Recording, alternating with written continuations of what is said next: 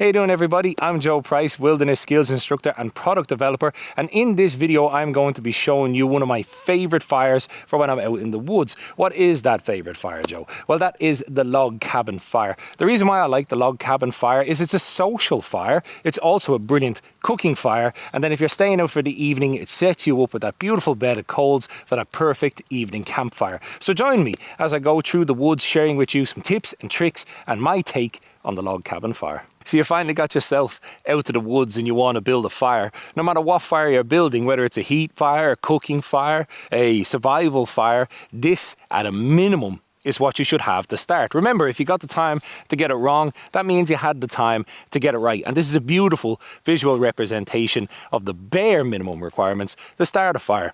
On my left, I have the tinder. This is the stuff that takes an immediate flame. Then I got the kindling, and this is the bridge between that small flame to the bit of heat that you need to light your fuel. When people first go out to start making fires, they try and skip these stages. They try and put the fuel on the tinder, they try and use the kindling instead of tinder to light the fuel, and it's all higgledy-piggledy. Slow is smooth, smooth is fast. Once you get this down and this routines and these habits in practice, you'll be fine. So what is tinder? Tinder is something that takes a flame from something like a match or a lighter or a ferrocerium rod in less than 5 seconds. Birch bark is very, very common here in Scandinavia. You can also make some feather sticks. As an Irishman, these are one of my favorites, getting down to that dry wood, making this big surface area. If you're also very lucky, you can find yourself some dry grass, the best. But when you're going to get dry grass, you want something the size of a good melon or maybe a basketball, something big and like this. And again, tinder. What is tinder? It takes a flame from a match in under 5 seconds, and grass is brilliant for that. Next of all, you want to move on to your kindling. There's 2 stages of kindling.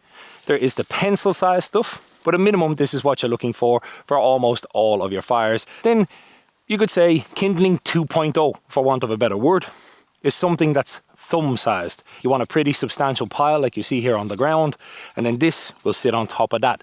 And these two act as the bridge. This is what I want you to take away from this and want to remember, that your grass and your birch bark and your feather sticks are your start, but your kindling is your bridge to your fuel, and then your fuel is something that's wrist-sized and bigger, and you cannot skip any of these stages if you want to have a nice successful fire in the woods. So you see in my pile of sticks, but where did I get those sticks? Well, when it comes to finding wood out in nature, it's a little bit easier when you get your forest eyes in. This is a beautiful rowan tree, but I can see that this rowan tree is sitting under this beautiful pine tree, and pine trees are a great source of dry firewood, even in wet conditions. Because what this rowan tree is doing is sitting underneath the pine tree, and pines like to shed branches all the time. So up in the rowan tree, I can easily see at head height that I have beautiful branches sitting under here that the pine tree has dropped down. Also, you can see that the rowan here is moving in the wind. I've walked out into the wind for firewood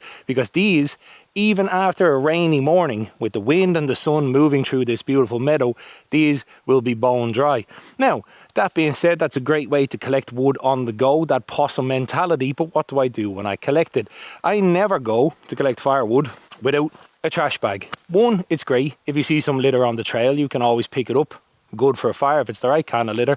But you can also collect an awful lot of wood. I like to leave my camp once and once only, because I believe in the saying that if you want to find the quickest way to do something, ask the laziest person. So having a trash bag when you're out collecting wood means you can go a little further away, but you want to fill this trash bag up with the type of wood I showed you at the start of the video, and you're good to go when you get back to camp. Also, never be ashamed. Even myself, when I head out to the woods, especially in inclement weather, sometimes I'll bring a little bundle like this with me. And this is my kindling, wrapped in birch bark. Maybe I'll put some twine around here, add that little bit of tinder when I need to. I'll definitely not leave home or head away from the campfire without at least these 2 things. When it comes to tinders, there's quite literally a world of choice, man-made and natural. In front of me are 4 of my favorites, and they're my favorites because they will take a flame from absolutely anything, whether it be matches or lighters, or today, a ferrocerium rod, which I'm going to be using. In front of me, first out the gate, is fat wood. And fat wood is pine soaked resin. You can buy it in sticks like this, or you can find it in nature from like dead or decaying pine trees. Next is a man-made one that you can prepare at home. It's basically cotton wool. And cotton wool will come from many sources like cotton pads, you have cotton balls, tampons. Adding a bit of Vaseline will allow it to burn a little bit longer. Next is a natural one, which is birch bark. And birch bark will burn very readily in nature. It's waterproof and it needs to be, oh, we move him out of there. And it needs to be prepared before you go. And then next of all is dried grass. And dried grass will burn super fast, but it'll burn faster than anything here, why you need a lot of it. So there you can see in ranked order too, fat wood, because of the amount it can burn, it's also waterproof. Cotton wool, because I can prepare it at home. Birch bark, because it's readily found in nature. And of course, dry grass, but dry grass is seasonal. So they're my 4 favorite tinders that will take a spark from absolutely anything. So when it comes to any fire, log cabin or otherwise, you want to start with the base, because the ground is always cold and you don't want to have to heat up your fire and the ground. Next of all, for the log cabin, you need the midsection. And you can build the midsection as high as you want, but then you got to add the central floor. This allows airflow and a place for us to actually build our fire and place our tinder. But we need a guard, a balcony. You can build your balcony as high as you want, but then it's time to add your tinder.